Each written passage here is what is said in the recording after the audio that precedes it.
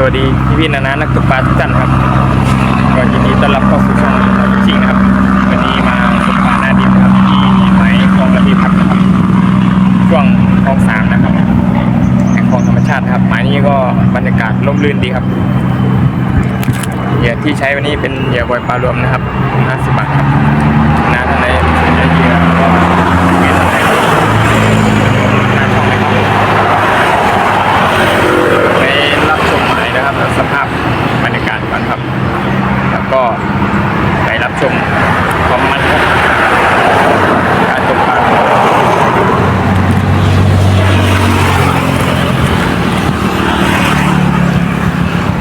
สภาพหมายนะครับ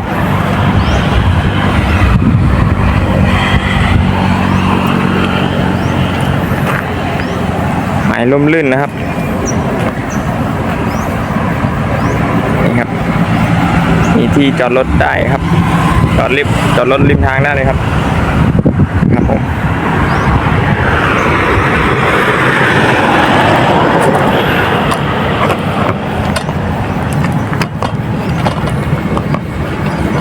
เดี๋ยวไปรับชมกันได้เลยครับ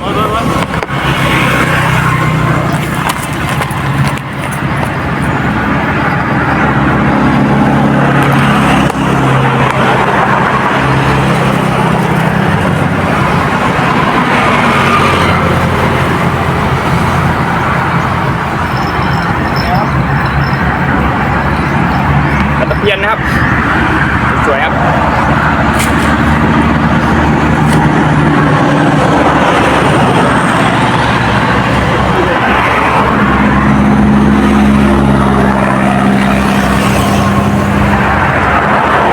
คู่กันหัวมีเข้าคู่ครับ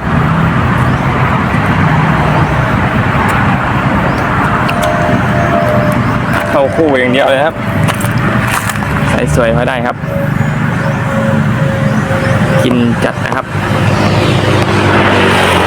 เหยื่อที่ใช้วันนี้ก็จะเป็นเหยื่อบ่อยปลารวมนะครับถุงละ50 บาทครับท่านไหนสนใจก็คอมเมนต์ไว้ได้เลยนะครับเป็นเหยื่อสำเร็จรูปครับผสมน้ำที่หมายตกได้เลยครับ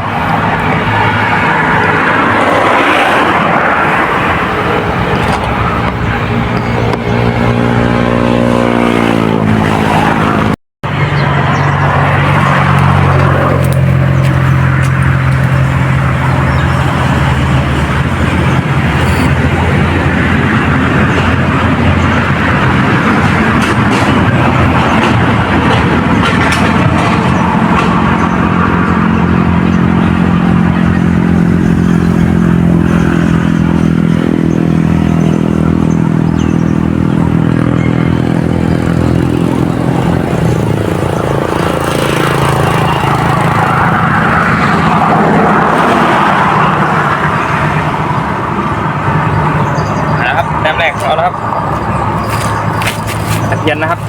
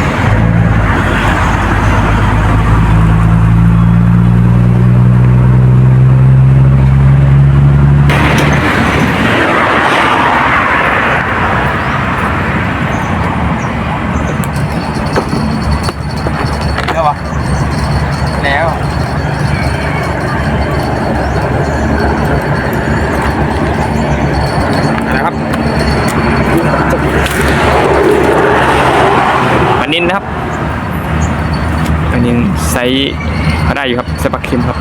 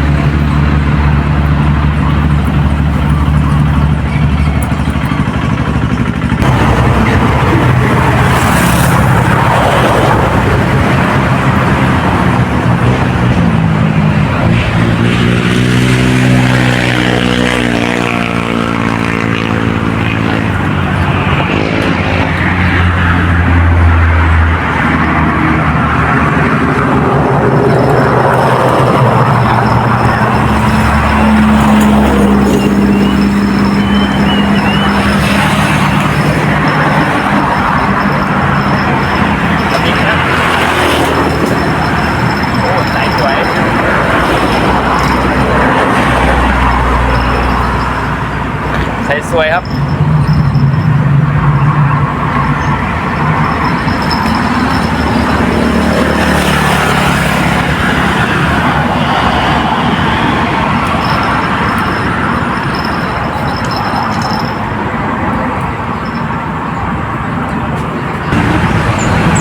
เอาไปเอาพนันกันเอาพนันกันแล้วนะแล้ว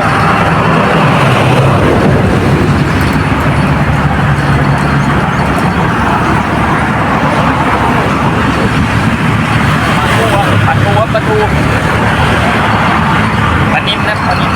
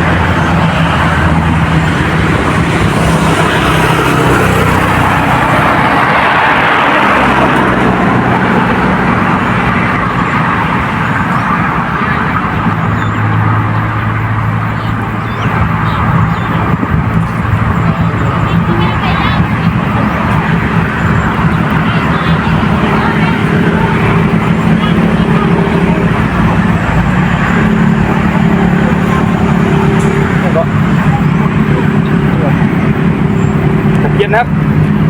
สวยครับนี่ครับผมเย็นสวย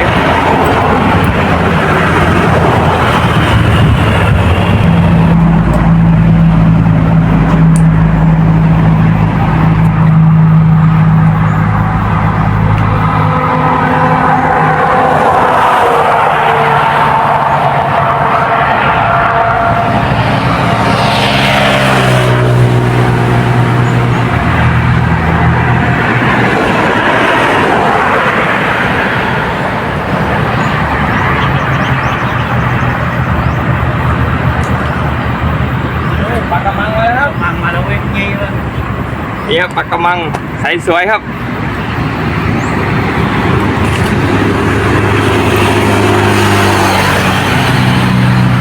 ติดต่อตะคอเลย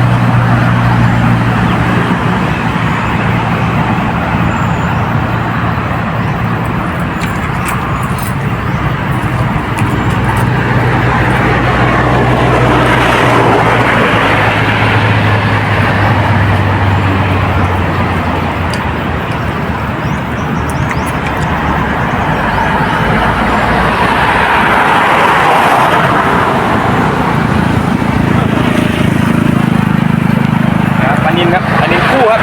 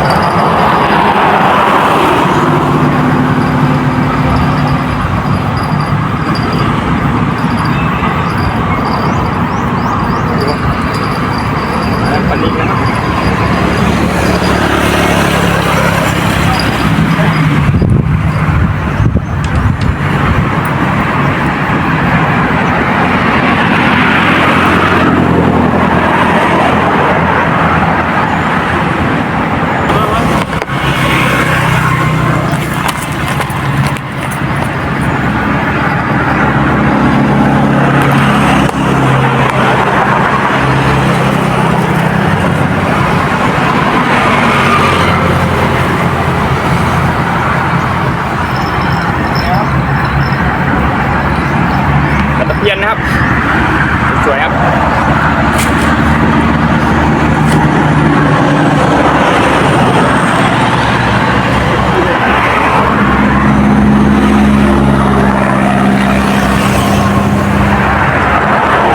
คู่ปันหัวกินเข้าคู่ครับ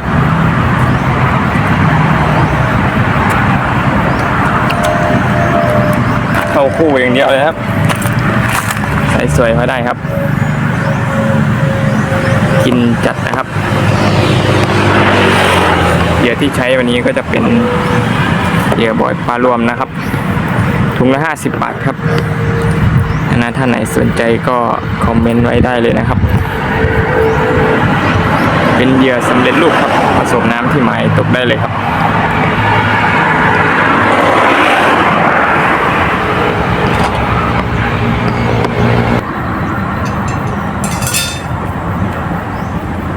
โอ้เบาอยู่อ่ะ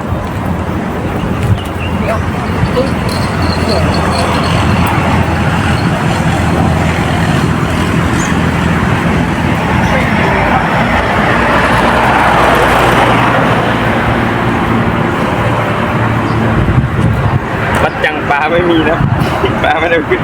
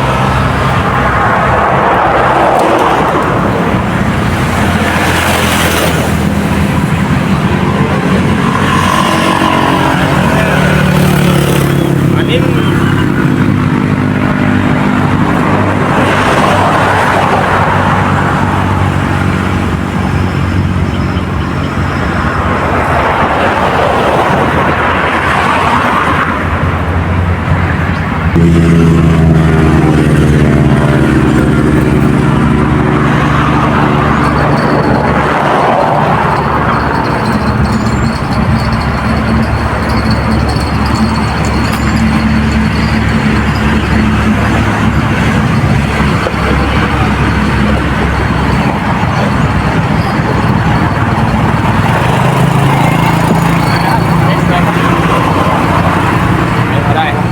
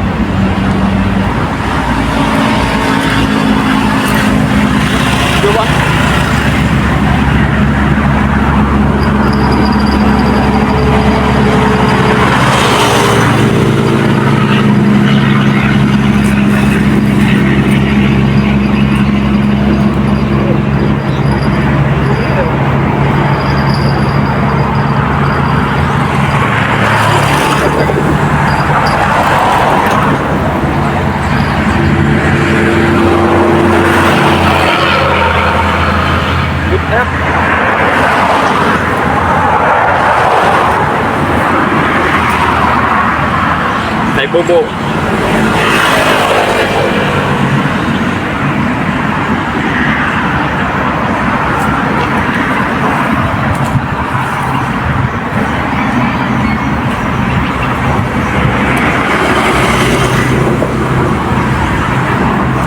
เป็นหน้ารถไปคันไปเลย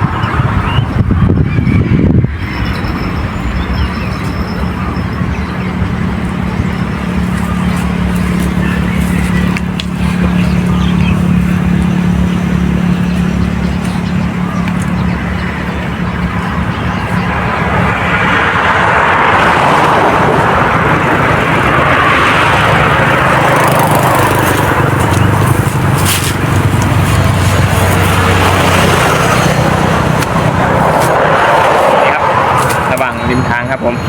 ของหวานสักหน่อยครับหมายข้างทางนะครับมีอะไรมาให้ถึงที่ครับ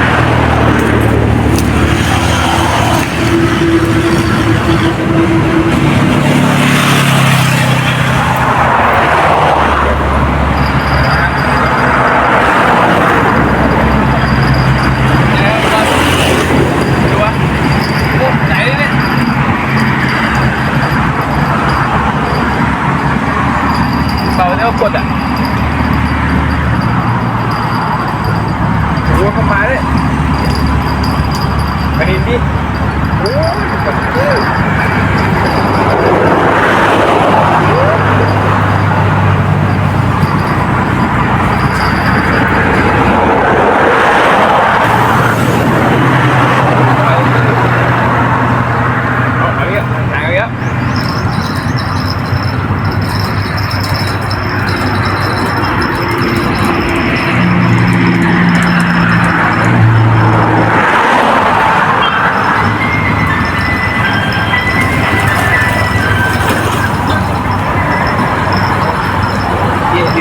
อันนี้ไอติมไหม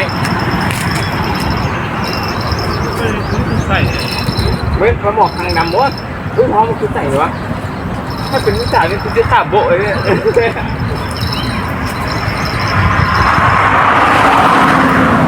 โอ้โหมาอีกแล้วปนินนะ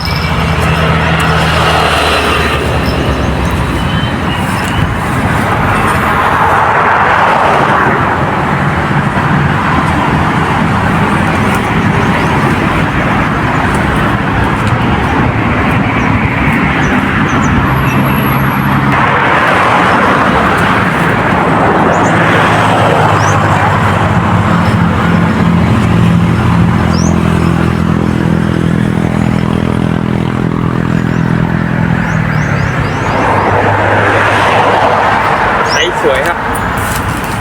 ครับผมใส่สวยๆเลยลำบมบอสฟิชชิ่งครับ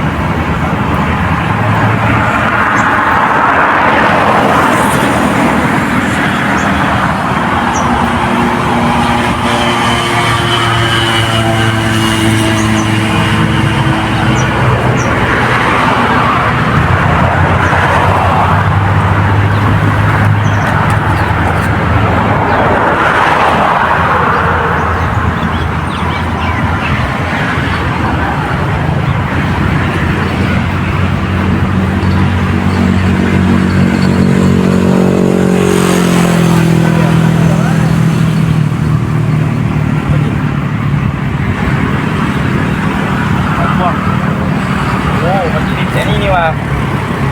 ติดเงี้ยงมันนี่สวยๆครับ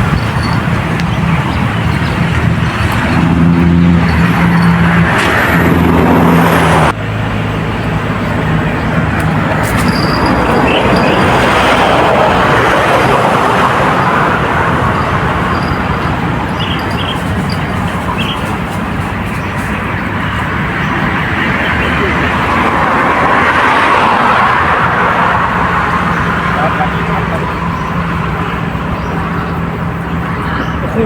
ใสสวยทางดำด้วยครับนี่สวยนะครับ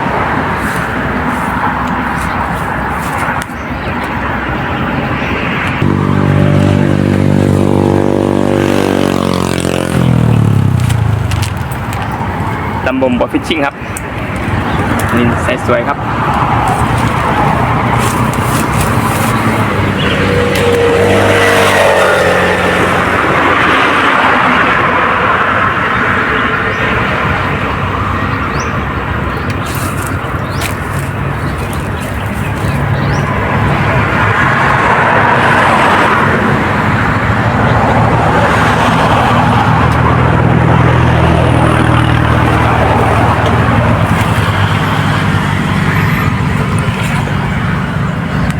ครับดูคันเบ็ดนะครับ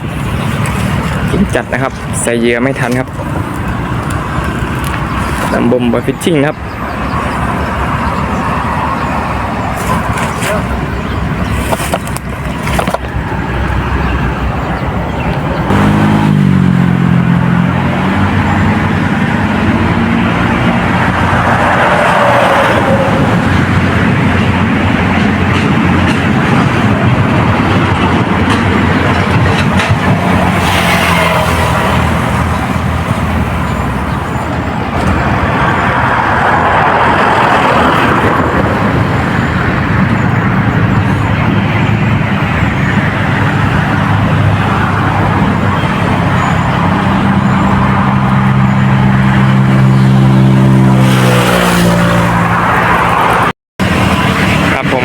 ตอนนี้ได้เวลากลับแล้วนะครับบรรยากาศฟ้ามืดครึ้มมาแล้วครับก็เดี๋ยวเก็บอุปกรณ์นะครับเดี๋ยวไปชมผลงานกันครับลำบมบอยฟิชชิ่งครับ